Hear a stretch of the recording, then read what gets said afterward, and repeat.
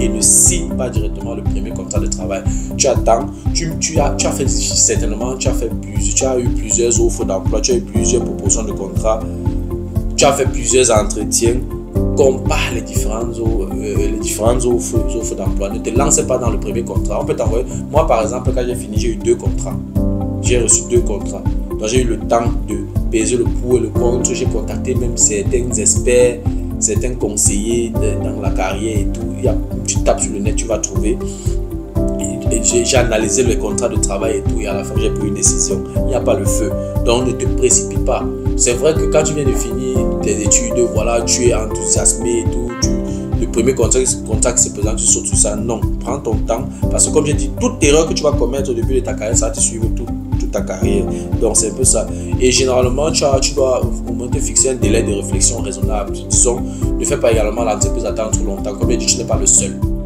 Il y a plusieurs personnes qui ont postulé à cet emploi-là. Donc, du coup, donne-toi 1 à 2 semaines maximum pour bien réfléchir. Ils t'ont envoyé le contrat, ils veulent te prendre. Tu leur dis, OK, tu as besoin d'1 semaine, de 2 semaines. Tu réfléchis bien, tu mûris, tu étudies bien le contrat. Maintenant, dès que c'est bon, tu envoies directement ton OK que voilà, je suis d'accord, on peut collaborer. Tu signes le contrat et tu envoies. Et comme je dis, surtout les Africains ne lisent pas beaucoup. Très peu de personnes lisent le contrat du début jusqu'à la fin. Il faut lire bien, comprendre bien les clauses du contrat, comprendre le contrat. Et si tu as des difficultés à comprendre, cherche un soutien juridique pour bien comprendre le contrat. Il ne faut rien simplifier parce que tout ce qui est mentionné dans le contrat là, va t'accompagner toute ta vie. Donc tu dois lire le contrat et bien réfléchir aux conditions. Parce que dès que tu as signé, tu dois respecter les clauses de ce contrat. Et les employeurs ne sont pas bêtes. Ils ont des juristes qui les accompagnent. Ils ont des spécialistes qui les accompagnent. Donc, ils savent comment te tenir. Donc, avant de signer, tu dois être sûr que tu as fait le bon choix. Voilà.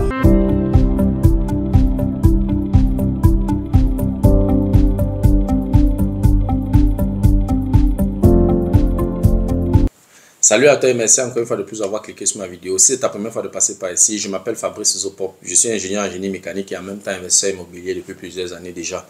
Dans cette chaîne, je parle de 2 thèmes. Je parle d'intelligence financière et je parle d'investissement immobilier. Voilà, si ces 2 thématiques t'intéressent, abonne-toi tout simplement à cette chaîne pour ne manquer aucune vidéo. Et si en plus de ça, tu actives la cloche de notification, alors tu recevras de manière automatique une notification lorsqu'une nouvelle vidéo sera publiée. Voilà, si entre-temps tu as des questions, des remarques, des suggestions, des critiques ou alors des propositions d'amélioration, n'hésite pas à m'écrire en commentaire. Un like me ferait énormément plaisir. Si tu as besoin de mon expertise, tu peux me contacter à tout moment via les coordonnées qui s'affichent à l'écran. Tu peux également me recommander auprès de tes prochains pour leur permettre de profiter également de mes connaissances. Quand je parle de connaissances ici, je parle d'accompagnement dans l'investissement immobilier, je parle d'accompagnement dans la fiscalité immobilière, je parle de formation immobilière qui peut être en présentiel, qui peut être virtuelle. Voilà, si tu aimerais mettre de l'ordre dans tes finances, tu peux également me contacter. Si tu as déjà investi dans l'immobilier, tu aimerais faire grandir ton patrimoine immobilier, tu peux également me contacter. Si tu as des proches qui aimeraient investir dans l'immobilier en Allemagne, qui vivent en Allemagne ou pas, tu peux également me mettre en contact avec eux. Voilà, dans la vidéo d'aujourd'hui, je vais aborder la thématique sur la vie de salarié, sur la négociation salariale. Tu sais, un bon salaire passe par une bonne négociation. Oui, plusieurs personnes sur les réseaux sociaux, plusieurs charlatans sur des réseaux sociaux, plusieurs milliardaires de Facebook vont te dire de ne même pas opter pour la vie de salarié. Je suis d'accord, on ne peut pas devenir riche avec la vie de salarié. Le salaire ne va pas te suffire, n'est-ce pas, à devenir riche. Si tu veux être riche, tu vas devoir te lancer dans les investissements. Mais ce que je dois dire ici, il faut nuancer. Le salaire ici, c'est la base de tout. Si tu n'as pas été salarié, je ne sais pas comment tu vas faire pour épargner de l'argent, sauf si tu es issu d'une famille riche où il y a déjà un capital qui est prévu pour toi. Mais si c'est que tu dois voler de tes propres ailes, si c'est toi qui dois créer ton propre capital, tu dois d'abord commencer, tu dois t'employer quelque part, gagner de l'argent, bien épargner avant de pouvoir te lancer dans l'entrepreneuriat. Pour quelqu'un qui aspire, n'est-ce pas, à un épanouissement financier, rester salarié, ce n'est pas une bonne idée. Mais tu dois commencer quelque part pour pouvoir épargner de l'argent. Donc, voilà, si tu es salarié et que tu viens de finir tes études, tu viens de finir ta formation, tu veux commencer ta carrière, oui, tu dois négocier naturellement ton salaire. Et un bon salaire, si tu veux avoir un bon salaire, tu dois devoir également bien négocier ton salaire, surtout au début. Et comme quelqu'un disait, on t'achète.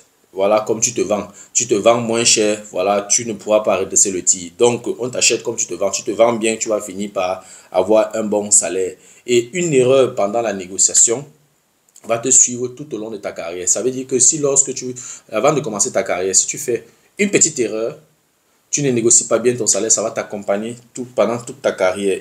Et il faut savoir que, surtout dans les pays développés, et ce n'est pas seulement dans les pays développés, partout, l'augmentation du salaire est généralement très lente sur la durée. C'est-à-dire que ne sois pas surpris que tu commences ta carrière avec 2 000 euros et puis jusqu'à ta retraite, tu as 4 000 euros. Donc, c'est-à-dire que tu travailles 40 ans, ton salaire qui est de 2 000 euros à 4 000 euros. Donc, le salaire, l'augmentation du salaire est très lente sur la durée dans presque toutes les entreprises et dans presque tous les pays. Donc, voilà, c'est pour ça qu'il est très, très important de faire une bonne négociation dès le départ.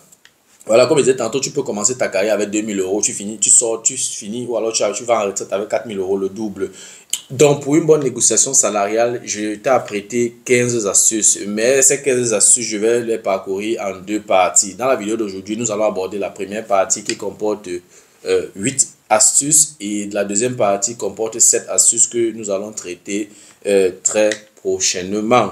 Donc, après cette thématique, si tu regardes les 2 parties, déjà, je te conseille de regarder les 2 parties parce que c'est une continuité. Ça ne servira à rien d'aborder la deuxième partie si tu n'as pas abordé, si tu n'as pas regardé la première partie. Donc, tu vas regarder la première partie qui fera l'objet de la vidéo d'aujourd'hui et très prochainement, je vais publier la deuxième partie qui comportera dans les 7 autres astuces. En tout, c'est 15 astuces. Je ne pourrais pas mettre ça dans une seule vidéo, sinon la vidéo serait très longue. Donc, après cette thématique, après avoir regardé les 2 vidéos, tu n'auras plus de problème à négocier ton salaire. Négocier ton salaire, ce n'est pas une chose facile. Donc, il faut savoir t'y prendre. Il y a beaucoup de pièges, il y a beaucoup de stratégies. J'ai regroupé donc ça en 15 astuces que je vais partager avec toi durant les 2 parties. Si tu veux en savoir plus, reste scotché. La suite, juste après le générique.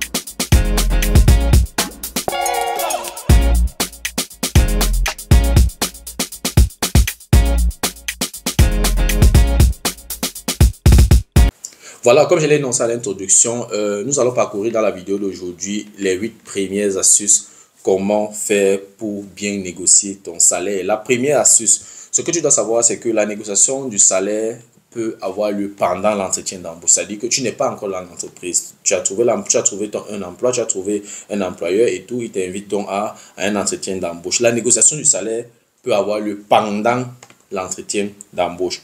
Généralement, lors de l'entretien d'embauche, tu es assis avec un représentant de l'entreprise et généralement, ce représentant de l'entreprise là te pose la question vers la fin de l'entretien et généralement, il te pose la question de savoir quelles sont tes attentes salariales. Généralement, dans la plupart des entreprises, ou alors dans la plupart des entreprises, lorsqu'on t'invite dans un entretien d'embauche, il y a toujours quelqu'un parmi les personnes qui mène l'entretien, qui va te poser la question sur tes attentes salariales. C'est très important parce qu'ils ont également un budget.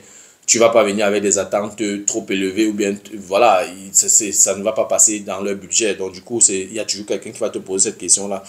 Et dans certaines entreprises, le salaire se négocie après une promesse d'emploi. Ça veut dire que l'entretien est fini, c'est-à-dire que l'entretien d'embauche est fini. Parfois, on t'invite même pour un deuxième entretien. Maintenant, lorsqu'ils ont lancé, lorsqu'ils s'intéressent à toi, ils vont maintenant t'envoyer une promesse d'emploi pour que tu donnes ton accord. Et pendant ce processus-là, lorsqu'ils t'envoient une promesse d'emploi, maintenant, tu as la possibilité, n'est-ce pas, de négocier ton salaire avec eux. Généralement, c'est le département des ressources humaines de l'entreprise. Ça a été le cas avec moi. J'ai été invité au premier entretien, c'était dans les années 2012, un truc comme ça, oui. J'ai été invité à l'entretien d'embauche pour une première fois. Ça s'est bien passé. Ils m'ont encore invité pour une deuxième fois. Ça s'est bien passé. On n'a pas parlé des salaires. C'est quand ils ont étudié tous les dossiers qu'ils avaient, ils ont étudié tous les candidats qu'ils avaient, ils m'ont donc envoyé une promesse d'emploi. C'est à ce moment-là donc on a discuté de mon salaire et je leur ai dit, c'est vrai que même dans mes dossiers, il y avait déjà mes attentes ou alors j'avais déjà mes attentes salariales, mais on n'a pas parlé de ça pendant l'entretien d'embauche. C'est maintenant dans la négociation après les 2 entretiens d'embauche où j'ai dit que bon voilà ce que j'attends comme salaire et on s'est entendu. Généralement, c'est comme ça. Donc, dans certaines entreprises, c'est après les promesses d'emploi que le département des ressources humaines t'appelle et puis négocie le salaire avec toi. Deuxième astuce, tu dois bien te préparer à cet entretien d'embauche. En fait, tu ne vas pas là-bas pour le voir bébé. Tu t'en vas là-bas en fait, c'est ta carrière. Tu t'amuses. Par exemple, depuis que j'ai été embauché dans l'entreprise dans laquelle je travaille actuellement, ça va faire aujourd'hui 12 ans. Oui, je suis toujours dans cette entreprise. Donc, du coup, il peut arriver que c'est ta première et ta dernière entreprise. Donc, il faut faire extrêmement attention. Il faut faire extrêmement attention. Ne prends pas cet entretien à la légère. Il faut prendre cet entretien au sérieux. Non seulement tu n'es pas le seul à postuler, et de deux, si tu fais une erreur pendant l'entretien d'embauche, ça va te suivre toute ta carrière. Il faut faire extrêmement attention. C'est pour ça qu'il y a certaines personnes qui ne négocient pas bien leur salaire, ou alors ils entrent dans une entreprise, ils n'ont pas bien pris les informations pendant l'entretien d'embauche, ils n'ont pas bien préparé ça et tout. Ils entrent dans une entreprise, 6 mois plus tard, 1 an plus tard, 2 ans plus tard, ils ne sont pas satisfaits et tout. Faites bien les recherches sur l'entreprise avant d'aller à l'entretien d'embauche. C'est très important pour donc éviter les surprises. Entre dans leur site, fouille, regarde ce qu'ils font. Cherche à avoir toutes les informations. Si tu as même une connaissance qui travaille déjà dans cette entreprise, cherche à contacter la personne, c'est très important. Donc, voilà, cet entretien, tu dois bien le préparer. Tu dois connaître les grilles salariales du poste que tu souhaites occuper. Donc, tu ne vas pas venir comme ça en aventure. Tu dois savoir exactement combien coûte, voilà, combien coûte un employé à ce poste-là. Tu dois connaître les grilles salariales du poste que tu souhaites occuper. Et tes prétentions salariales ne doivent pas être trop élevées. Parce que si tes prétentions salariales sont trop élevées, et voilà, ça sera interprété comme trop arrogante ou trop agressif. Ce n'est pas bon signe. Et généralement, si dans leur tête, ils ont peut-être une marge, ils ont voilà, un intervalle entre, je sais pas, 40 000 euros et 55 000 euros et tout. Toi, tu sors de là-bas peut-être avec une prétention salariale de 80 000 euros, c'est clair que même si tu es très brillante, c'est clair que voilà, ils ne vont même pas s'intéresser parce que ton chef qui est devant toi en train de te parler, peut-être il n'a même pas les 80 000 euros que tu demandes. Donc il faut faire extrêmement attention. C'est pour ça que tu dois bien te renseigner, à chercher au net, contacter si tu peux avoir des personnes qui travaillent dans cette entreprise pour avoir l'information à la source avant d'aller à cet entretien d'embauche. Parce que lorsqu'ils vont te poser cette question, il faut vraiment que tes prétentions salariales passent vraiment dans leur intervalle. C'est très important. Voilà. Et ce qui est aussi important, je dois nuancer, tes prétentions salariales ne doivent pas être aussi trop basses. Parce que si tes prétentions salariales sont trop basses, tu auras des difficultés, tu ne pourras plus redresser ton salaire par la suite. Comme j'ai dit, tu peux commencer ta carrière avec 2 000 euros. Jusqu'à ta retraite, tu sors avec 4 000, 4 500 euros. Donc, il faut faire extrêmement attention. Le départ est tellement important. Le départ de ta carrière, le début de ta carrière est hyper important. Si à un moment donné, après 1, 2 ans, tu te rends compte que ce n'est pas vraiment ça, pense rapidement à changer d'entreprise. Donc, si tu as des prétentions salariales trop basses, alors ce sera difficile de corriger le tir plus tard. Donc, c'est un peu ça. C'est la raison pour laquelle vraiment tu dois tout faire, tu dois bien t'informer avant d'aller à cet entretien d'embauche. Et ce que tu dois également savoir, c'est que le salaire dépend de plusieurs facteurs, notamment tu as la position que tu vas occuper, c'est très important. Le salaire dépend de la position, le salaire dépend de la fonction, le salaire dépend de la taille de l'entreprise, le salaire dépend de ta qualification, le salaire dépend de l'expérience que tu as dans le domaine. Donc voilà, il faut tenir compte de tous ces aspects-là, de tous ces facteurs-là avant de te lancer dans un entretien d'embauche. Troisième astuce, oui, c'est très important. Lorsque tu es sur le marché de l'emploi, tu dois tirer la couverture de ton côté. C'est-à-dire que tu dois multiplier tes chances. Certaines personnes, il a étudié dans une zone, il veut absolument rester dans cette zone-là. Non, moi, dans la zone dans laquelle je travaille depuis 12 ans, c'est pas là où j'ai étudié. Je suis à presque 300 km de là où j'ai étudié. Donc, ce n'est pas comme si tu as travaillé au nord, tu as étudié au nord, tu dois travailler au nord. Non, ça ne se passe pas comme ça. Il faut multiplier tes chances. Premièrement, pour ne pas trop durer sur le marché de l'emploi, puis à chercher le travail. De deux, tu ne connais pas. Je veux dire, c'est pas parce que tu t'es bien senti quelque part pendant tes études que pendant ta carrière, tu vas bien te sentir de là. Et généralement, moi, je suis quelqu'un que, voilà, je veux dire, ce que je peux conseiller généralement, lorsque tu as fini tes études quelque part, moi, je conseille généralement de changer, de quitter carrément la zone. Sauf si peut-être tu prévois te lancer dans des investissements plus tard et tout, et tu aimerais épargner, tu veux rester d'abord dans ta petite chambre d'étudiant pour pouvoir bien épargner, c'est de bonne guerre. Là, tu peux chercher aux alentours, mais tes chances sont réduites. Il y a des zones, par exemple, où c'est favorable pour les études, mais défavorable pour n'est-ce pas, la carrière. Donc, comme troisième astuce, regardez les sites de comparaison des salaires, comme par exemple Monster, Stepstone, Glassdoor, Gehalt.de et Gehaltvergleich.com.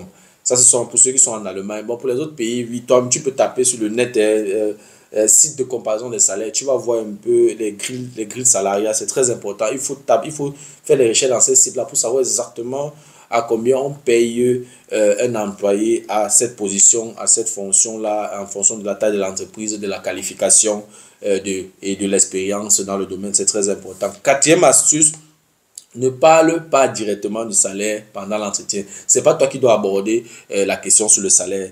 Ne parle pas du salaire tant qu'un représentant de l'entreprise ne t'a pas posé la question. C'est très important. C'est eux qui doivent te poser la question avant que tu ne répondes. Et quand je parle d'un représentant de l'entreprise ici, je parle de ton chef direct.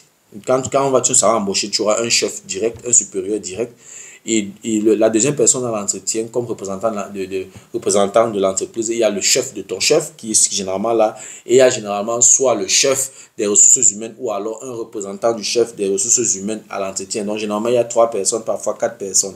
Donc, c'est ça que j'entends par représentant de l'entreprise. Et si on ne te demande pas, si on ne te pose pas la question sur le salaire, tu attends, même jusqu'à la fin, s'ils n'ont pas abordé le salaire, la question sur le salaire, tu restes tranquille. Oui, tu as fini l'entretien, tu as répondu à toutes les questions et ne réponds qu'aux questions posées. N'entre pas, il y a certaines personnes, peut-être, généralement, les gens qui ont quand même de la connaissance, qui sont trop confiants et tout, ne bavarde pas là-bas, tu n'es pas journaliste, non. Ne réponds qu'aux questions posées. Et attends, quand on ne t'a pas posé une question, tu restes tranquille. Et lorsque tu as répondu, tu restes tranquille. Parce que plus tu parles, plus tu fais. La probabilité que tu fasses des erreurs est élevée. Non.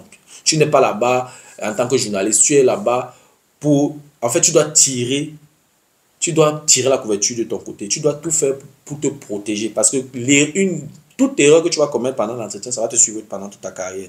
Donc, si jusqu'à la fin de la conversation, à la fin de l'entretien, ils ne t'ont pas parlé de salaire, tu restes tranquille, tu attends. Si ton dossier les intéresse, ils vont encore t'inviter peut-être pour une deuxième fois. Pour les firmes qui ne font pas 2 entretiens, ils vont t'envoyer une promesse d'embauche. Et là, maintenant, vous pouvez, toi et le chef des ressources humaines, aborder la question du salaire. Oui, c'est très important. Donc, ce n'est pas toi qui dois poser la question sur le salaire, c'est un représentant de l'entreprise qui doit te poser la question sur le salaire. Donc, c'est un peu ça. Cinquième astuce, prends le temps de réfléchir à la proposition de contrat. Lorsque vous avez mis d'accord, que ce soit tu as reçu une promesse d'embauche, tu as reçu, voilà, vous avez négocié le salaire et tout, maintenant c'est bon, c'est ok, ils t'ont pris, ils vont t'envoyer une proposition de contrat. N'accepte pas cette proposition directement, non. Tu dois calmer ton euphorie, tu dois freiner ton euphorie et ne signe pas directement le premier contrat de travail. Tu attends, tu as fait certainement, tu as eu plusieurs offres d'emploi, tu as eu plusieurs propositions de contrat, tu as fait plusieurs entretiens. Compare les différentes offres d'emploi. Ne te lance pas dans le premier contrat. On peut t'envoyer. Moi, par exemple, quand j'ai fini, j'ai eu 2 contrats. J'ai reçu 2 contrats. Donc, j'ai eu le temps de peser le pour et le contre. J'ai contacté même certains experts, certains conseillers dans la carrière et tout. Tu tapes sur le net, tu vas trouver.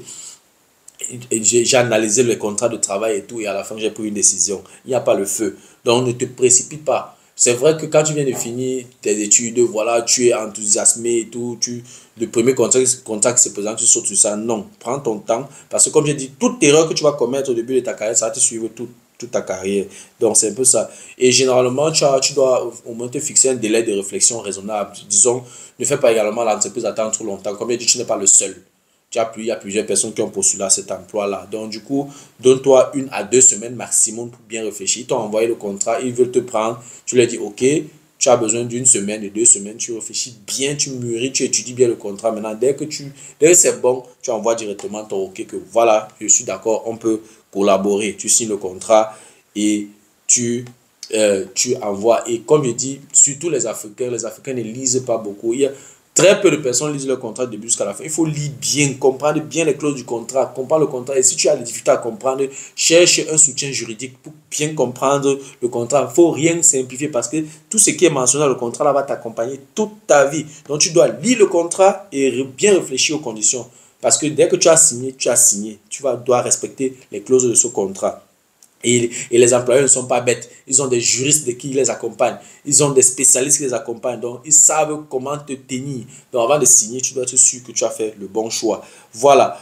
Sixième astuce, tu as commencé ta carrière, tu as fait peut-être 2-3 ans et tu as constaté que oui, pendant les 3 ans, il y a eu beaucoup de succès, tu as réalisé beaucoup de choses. Oui, après 3 ans, tu peux négocier encore ton salaire, tu peux négocier une augmentation de salaire. C'est de bonne guerre. Si tu es dans une entreprise, par exemple dans mon entreprise, chaque année, j'ai la possibilité de négocier mon salaire, de négocier une augmentation et tout. Si dans ton entreprise, tu n'as pas cette possibilité-là, tu attends 3 ans, tu récapitules, ou alors tu écris quelque part, ou alors tu as un endroit où tu fais un protocole de tout ce que tu as réalisé comme projet, de tes résultats et tout. Donc après 3 ans, si rien n'est fait, ton salaire n'a pas augmenté et tout, tu peux placer ce problème-là sur la table et dire, bon voilà, après tu as déjà fait 3 ans, voilà ce que tu as réalisé, voilà tes résultats, voilà tout ce que tu as eu comme succès et tout, tu mérites une augmentation de salaire, donc tu peux le faire, tu as la possibilité, après 3 ans, tu peux négocier ton salaire, tu peux négocier une augmentation de salaire. Septième astuce, tu dois être bien préparé avant de négocier ton augmentation de salaire. Il faut faire une différence entre la négociation de ton salaire pendant l'entretien d'embauche, avant d'intégrer l'entreprise, et la négociation de ton salaire quand tu es déjà employé. Ça se passe après un certain nombre d'années. Donc, avant d'aller dans une telle négociation, tu dois t'adresser au comité d'entreprise et à tes collègues pour chercher à avoir les informations. Si tu n'as pas toutes ces informations-là sur les différentes augmentations de salaire, sur comment est-ce que... Essayer un peu de sonder, que ce soit tes collègues, que ce soit le comité d'entreprise, pour avoir le maximum d'informations. Et tu vas t'appuyer sur ces informations-là, n'est-ce pas, pour négocier l'augmentation de salaire. Il y a certaines entreprises où on paie en fonction des indices, en fonction des étapes et tout. Et si par exemple, tu es dans ton bureau avec un collègue qui a un indice, je ne sais pas, 3 ou 4. Et toi, lui, il a l'indice 4. Pendant une conversation comme ça, tu as entendu comment il lui parle de l'indice 4. Vous êtes des collègues, vous faites le même travail et tout. Toi, tu as l'indice 2. Ça veut dire qu'il y a quelque chose qui n'est pas en train de tourner rond. Donc, directement, ce genre d'information, c'est très important pour la prochaine négociation salariale. C'est très important. Tu ne peux pas être dans un bureau avec un collègue, il est déjà en fonction 4 ou alors en fonction 6, toi tu es en fonction 5. Ça n'a pas de sens.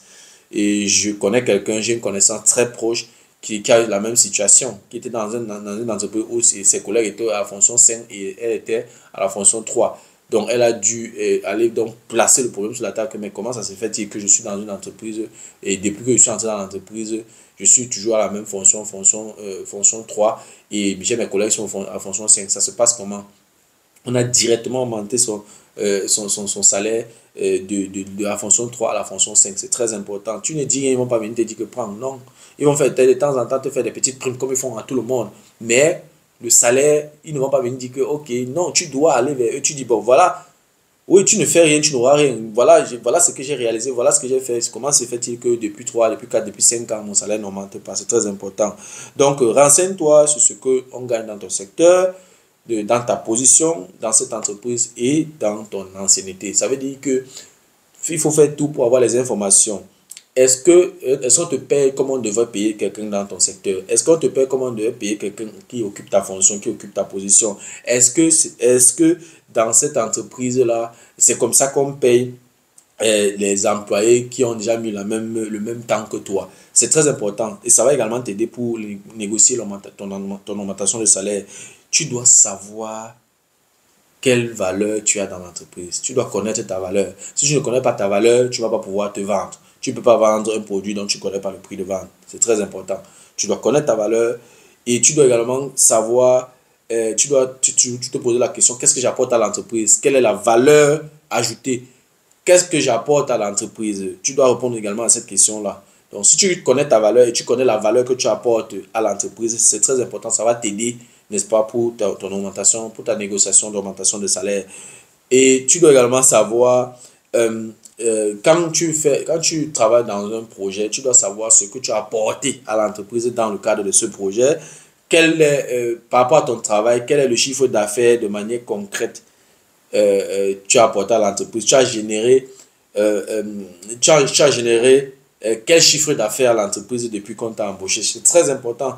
Si peut-être, bon, si tu es tu travailles dans un projet où il y a plusieurs personnes qui travaillent dans le même projet que toi, ce sera difficile de calculer ou alors de déterminer le chiffre d'affaires que tu as apporté à l'entreprise. Mais si vous êtes 10 et que vous avez réalisé un projet qui a apporté, je ne sais pas, 1 million d'euros à l'entreprise, après un certain nombre d'années et tout, tu peux donc savoir que, ok, nous avons travaillé à 10 et nous avons apporté, dans ce projet, nous avons apporté 1 million d'euros de chiffre d'affaires à l'entreprise. Ça veut dire que tu as apporté 100 000 euros de chiffre d'affaires à l'entreprise. Tu peux également calculer ça. Pour les personnes qui travaillent généralement pour les commerciaux, c'est facile, c'est très facile de calculer ça. Donc, tu dois savoir ce que tu as réalisé dans l'entreprise depuis qu'on t'a embauché. Quelles sont les propositions concrètes que tu as apportées à l'entreprise depuis que tu as été embauché. Voilà, tu apportes quoi à l'entreprise? Qu'est-ce que tu fais pour faire avancer l'entreprise? Tu dois regrouper tous ces avantages-là et mettre ça sur la table lors de ton entretien d'embauche, lors de ta négociation salariale. Donc, tu regroupes tous ces atouts-là, tous ces avantages que j'ai énumérés là, n'est-ce pas? C'est avec ça que tu t'en vas maintenant sur une table de négociation, que ce soit ton chef, que ce soit le chef des ressources humaines. C'est très important. Donc, il faut toujours prendre la peine, n'est-ce pas, avant d'aller dans une négociation salariale, lorsque tu es déjà un employé dans une entreprise, regroupe tout ce que tu as comme atout, tout ce que tu as comme avantage, tout ce que tu as comme valeur, tout ce que tu as apporté à l'entreprise. Tu mets ça sur un document et tu poses ça sur la table. Pendant la conversation, tu dis, bon, voilà ce que j'ai apporté. Voilà tout ce que j'ai apporté à l'entreprise. Voilà ce que je vaux. Dans ma position, on gagne comme ça. Avec mon ancienneté, on gagne à peu près comme ça. Ou alors, voilà comment je me suis renseigné et tout. Qu'est-ce que vous en dites? Est-ce que ce ne serait pas mieux que vous augmentez un peu mon salaire? Ça. 8e astuce. Tu peux également préparer d'autres alternatives pour l'augmentation de salaire. Oui, ton patron aimerait bien augmenter ton salaire. Mais si ça n'entre pas dans le budget, ça va être difficile. Voilà, généralement, chaque entreprise a un budget annuel et il y a un certain montant que chaque département n'a pas le droit de déborder. Donc, il y a une limite. Donc, ton patron veut bien augmenter ton salaire, mais si ça ne passe pas dans son budget, il y a donc dans ce cas plusieurs alternatives. Qu'est-ce que je peux te conseiller de faire? Donc, ce que je peux te conseiller comme première alternative, tu peux négocier un passage à temps partiel, n'est-ce pas, mais en maintenant le salaire. Parce que si tu diminues tes heures de travail, mais le salaire reste le même, ça veut dire que ton salaire a augmenté. Parce qu'on calcule ça en fonction de tes heures de travail. Tu peux proposer ça à ton chef. Et là, puisque tu passes à temps partiel, ça te libère un peu de temps. Et ce temps-là, donc, tu peux exercer d'autres activités en parallèle pour augmenter ton salaire. Ça, c'est la première alternative. La deuxième alternative, tu peux proposer à ton chef, par exemple, de te verser un bonus au lieu d'une augmentation de salaire si ça ne passe pas dans le budget. Ou alors, tu peux proposer d'avoir des parts de l'entreprise sous forme d'action. Oui, là, tu conserves la même fonction, tu conserves le même temps de travail, tes heures de travail, mais ton salaire reste le même. Mais comme augmentation, tu as plutôt un bonus sous forme d'action. Ou alors, tu peux proposer également à ton chef, n'est-ce pas, de mettre une voiture de la société, à ta disposition. Voilà, tu peux également proposer ça si ton entreprise permet cela. Ou alors, tu peux proposer à ton chef de t'accorder plus de vacances pour compenser l'augmentation de ton salaire si l'augmentation de ton salaire ne passe pas dans le budget. Peut-être cette année, ça ne passe pas, mais l'année prochaine, ça peut passer. Ou alors, il peut te dire, OK, on n'aura pas l'année prochaine. Là, tu vas être un peu patient, tu attends l'année prochaine, tu négocies ton salaire. Voilà, c'était tout pour la première partie, n'est-ce pas, de cette thématique. J'espère que la vidéo t'a plu, j'espère que la vidéo a été à la hauteur de tes attentes, j'espère que tu as pu apprendre quelque chose. Voilà, si tu aimerais de temps en temps regarder ce genre de vidéos, si les contenus de cette chaîne t'intéressent, abonne-toi tout simplement à cette chaîne pour ne manquer aucune vidéo. Si en plus de ça, tu actives la cloche de notification, alors tu recevras de manière automatique une notification lorsqu'une nouvelle vidéo sera publiée. Voilà, si en tout temps tu as des questions, des remarques, des suggestions, des critiques ou alors des propositions d'amélioration, n'hésite pas à m'écrire en commentaire. Un like me ferait énormément plaisir. Si tu as besoin de mon expertise, tu peux me contacter à tout moment via les coordonnées qui s'affichent à l'écran. Tu peux également me recommander auprès de tes proches pour leur permettre de profiter également de mes connaissances. Voilà, si la vidéo t'a plu, je te prie de la partager au maximum. Nous allons aborder la deuxième partie de cette thématique très prochainement, où nous allons aborder 7 autres astuces, parce que comme j'ai dit au début de ma vidéo, nous allons aborder 15 astuces en tout. Et dans la première partie, nous avons abordé 8 astuces. Dans la prochaine vidéo, nous allons aborder 7 astuces. Merci encore pour ta disponibilité. Merci pour ton attention. C'était Fabrice Zopop de Imo Génie. On se dit au revoir et à la prochaine. Ciao.